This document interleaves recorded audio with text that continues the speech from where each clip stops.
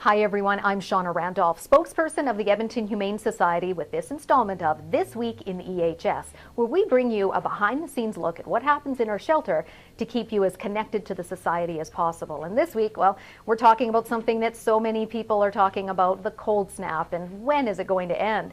Well, this cold snap is keeping our Animal Protection Department very busy. They're responding to so many calls. I'm standing here in their office in the shelter, and what they're doing is really dealing with people concerned about dogs outside in the cold without proper shelter.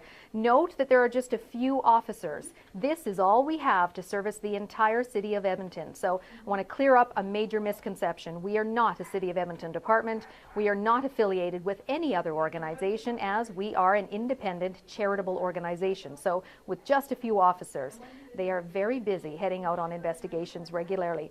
Those officers are spending a lot of time educating people about proper shelter. For example, making sure people know what is appropriate. Insulated shelters, no blankets, since once wet they can freeze. Using straw as bedding instead. Using a plastic, even heated water dish instead of a metal one so that the water won't freeze. Just a few major points. We have all the tips up on our website, and even a cold weather warning card that can be downloaded and printed off so that someone can put it anonymously in someone's mailbox, for example, where they're concerned about an animal without appropriate shelter all the time. So our officers depend on the community to help us, to be our eyes and ears, to help us protect animals. So please spread the word and keep your own animals safe at all times. It's really sad for us to see animals like 2-year-old minks come into our shelter with severe frostbite. This girl came into our care with a frostbitten tail, and part of it had to be amputated.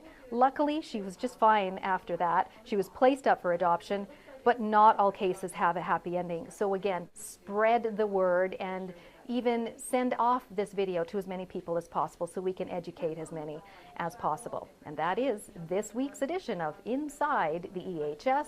See you next week.